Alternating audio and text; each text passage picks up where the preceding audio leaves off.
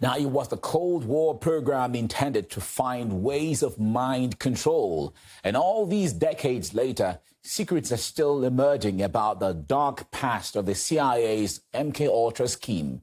Investigative reporters have presented more evidence to Congress, from a correspondent depicting unspoken horrors to the potential link between the program, a cult leader, and the assassination of President Kennedy.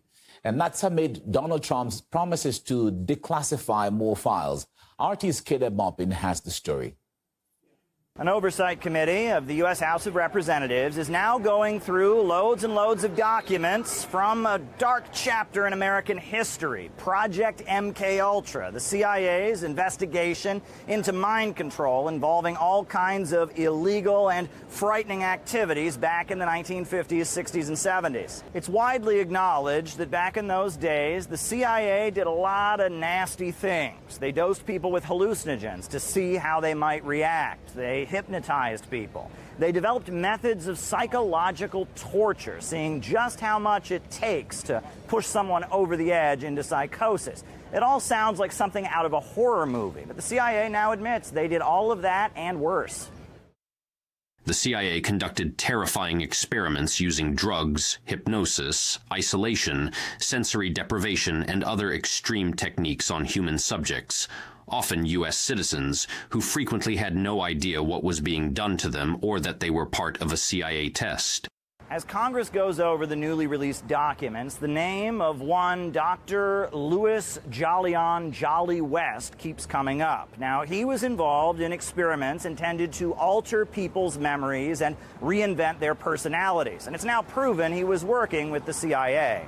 After becoming intrigued by the allegations against West, I learned that UCLA, his last academic home, had inherited his paper following his death in 1999.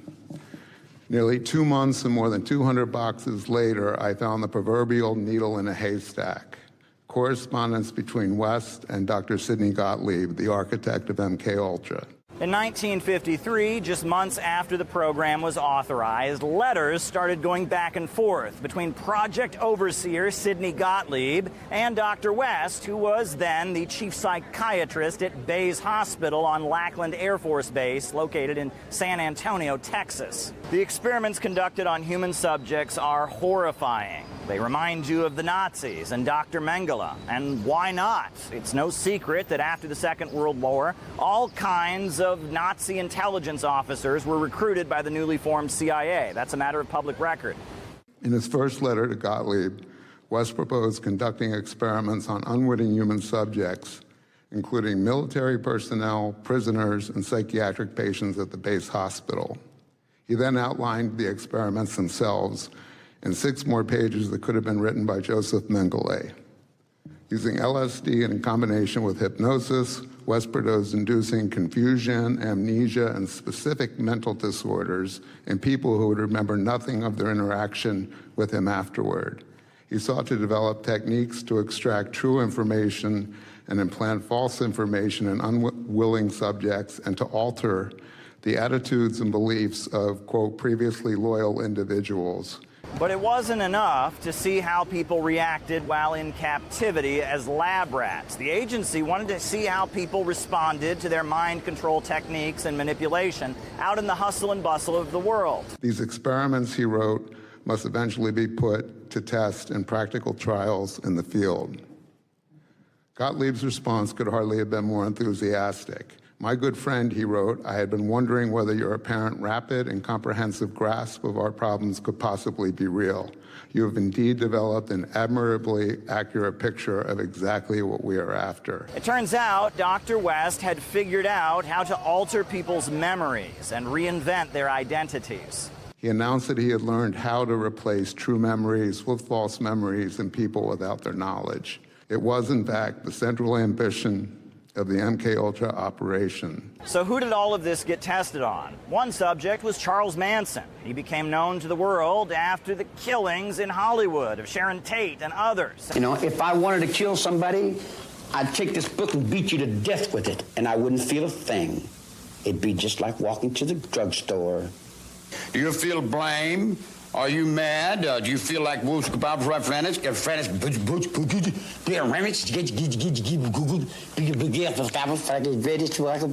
And then there was Jack Ruby, who shot Lee Harvey Oswald just after he was arrested for killing U.S. President Kennedy.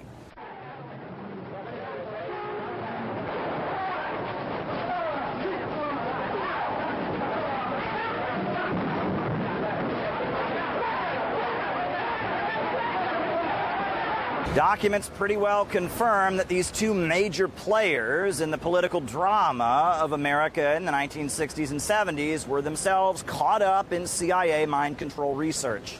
Before we wrap up, is it in your expert opinion that Jack Ruby and Manson were assets of the intelligence agencies specifically pertaining to MKUltra? Were they MKUltra victims? Yeah, theoretically, Manson, I've never been able to prove absolutely. Jack Ruby, I believe, this is something else. They knew who West was.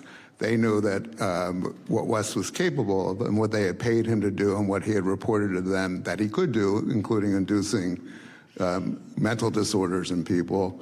That was never disclosed to the commission as far as anyone knows. So I believe that West was put in there to keep Jack Ruby from telling his story. The CIA had brought in all kinds of former Nazis to work with them against Soviet communism with Operation Paperclip. In the name of stopping Russia, a lot of very evil things were done. Kurt Blome, who was the chief of biological weapons development for the Nazi government, came to work for the CIA. So did Walter Schreiber, who was the Surgeon General of the Nazi Army. I found what I think might be the first secret CIA prison or black site. It's a nice chalet in Germany. And the guy who now owns it took me into the basement. He said these were the cells where the MKUltra officers, working side by side with Nazis, carried out those gruesome experiments, which were actually just continuations of the experiments that those Nazis had been conducting just a few years earlier right down the road. Somehow, the fact that Charles Manson and Jack Ruby were mixed up in CIA project MKUltra got left out of the Church Committee hearings in 1977, where the sinister program was first revealed to the world before the U.S. Congress. The revelations in the Times led directly to the congressional hearings held later that year. West's denials, however, were effective. He was never investigated, and his name never came up at the hearings. So now, almost 50 years after the CIA mind control program became public, we now know that Dr. West was an operative, and that ties the program to all kinds of explosive events. Donald Trump says there's more info to be revealed.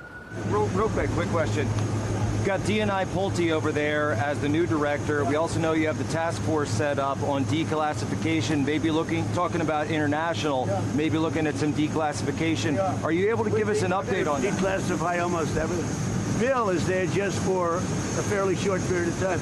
But while he's there, I said you can declassify whatever you want. The CIA did lots of evil things 50 years ago. But the bigger question should be, what are they doing now? In the age of information technology, when AI bots can collect and analyze data on individuals rather quickly, what's possible 50 years ago might seem like mere child's play.